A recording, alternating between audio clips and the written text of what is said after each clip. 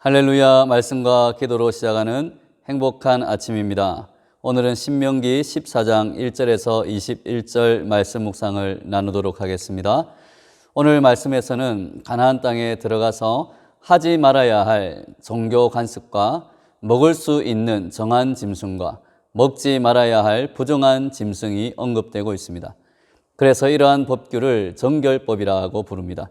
이스라엘이 하나님의 백성으로서 이방 민족들과 구별된 정결한 백성으로 살아가기 위해 지켜야 할 것들이 제시되어 있기 때문입니다.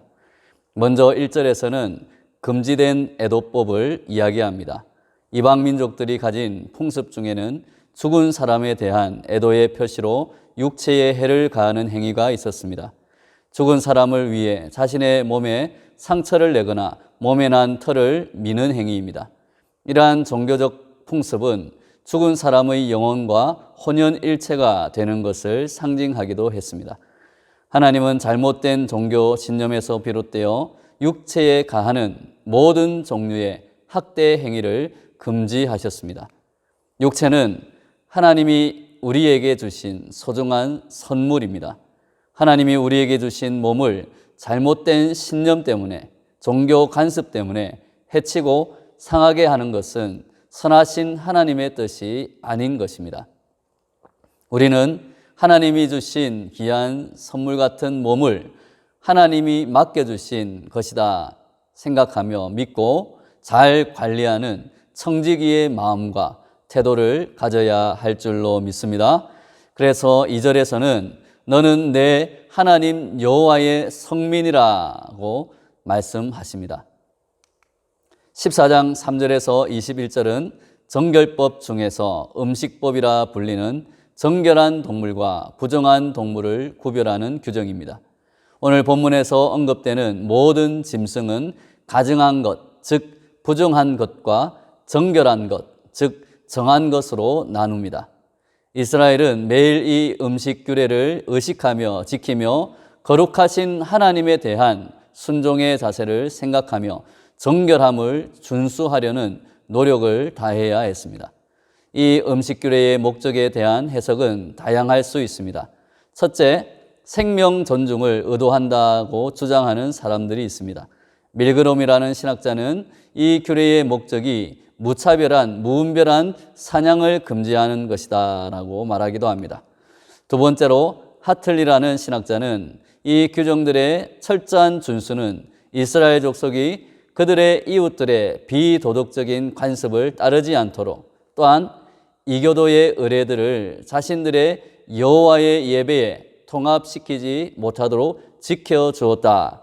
특히 음식법은 이스라엘 족속이 그들의 이웃과 동일한 식탁에서 친교를 나누는 것을 어렵게 만들었으며 이방신들의 그 제사의 일에 그들이 참여하는 길을 완전 봉쇄했다고 설명을 합니다.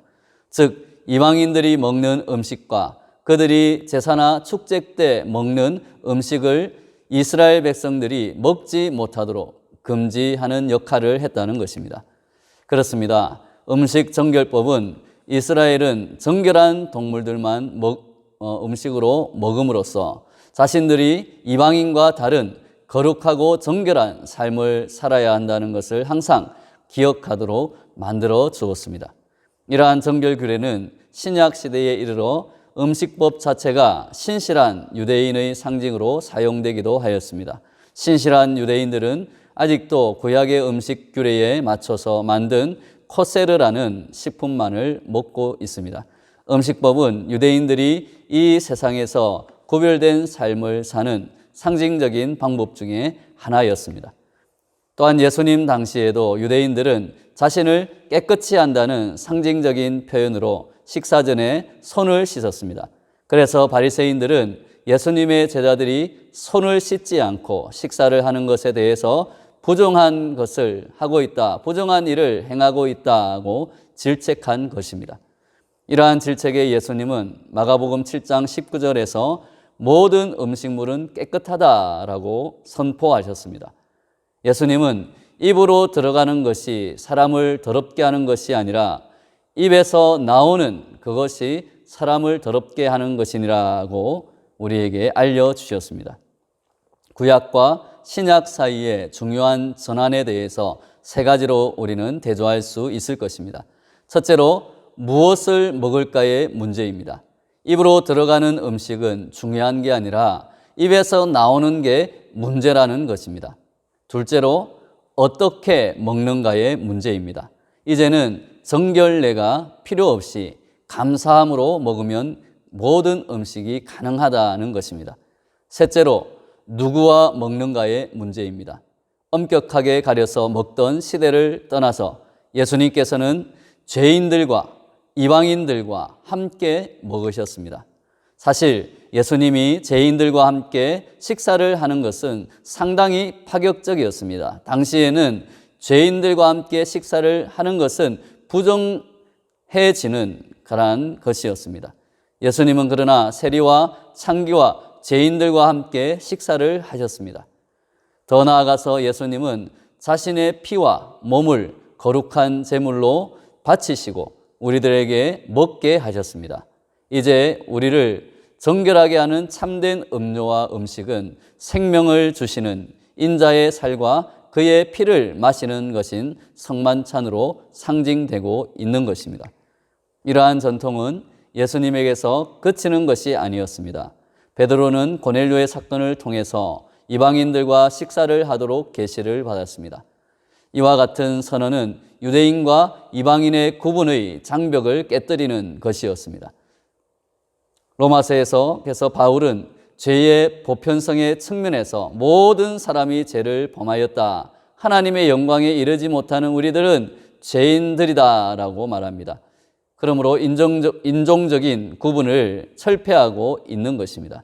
이제 모든 부류의 사람들은 그리스도 안에서 하나가 되었습니다. 믿는 모든 사람들은 이제 죄인에서 성결한 삶을 살아가는 하나님의 백성이 될 수 있는 것입니다. 우리는 예수님 안에서 거룩한 나라와 왕같은 제사장이 되었다고 선포하였습니다. 고린도전서 10장 26절에 이는 땅과 거기 충만한 것이 주의 것임이라고 바울은 선포하고 있습니다. 예수님 안에서 이제 모든 음식은 하나님께 감사함으로 먹을 수 있는 자유가 주어졌다는 것입니다. 이제 예수님과 사도 바울을 통해서 우리에게 주어진 새로운 정결법은 먹든지 마시든지 무엇을 하든지 다 하나님의 영광을 위하여 하는 정결법입니다. 또한 고린도전서 10장 23절 24절에 모든 것이 가하나 모든 것이 유익한 것은 아니요 모든 것이 가하나 모든 것이 덕을 세운 것은 아니니 누구든지 자기의 유익을 구하지 말고 남의 유익을 구하라는 사도 바울의 말씀처럼 남의 양심을 위하여 먹기도 하고 먹지 않기도 하는 다른 사람들의 유익을 구하는 정결법이 우리에게 주어졌습니다. 사랑하는 여러분, 오늘 하루도 먹든지 마시든지 무엇을 하든지 모든 일상에서 하나님의 영광을 위하고 이웃의 유익을 구하며 살아갈 때에 하나님의 정결한 백성이 되어서 부정한 이 세상에서 하나님의 거룩함과 정결함으로 승리하는 저와 여러분이 되시기를 예수님의 이름으로 축원합니다.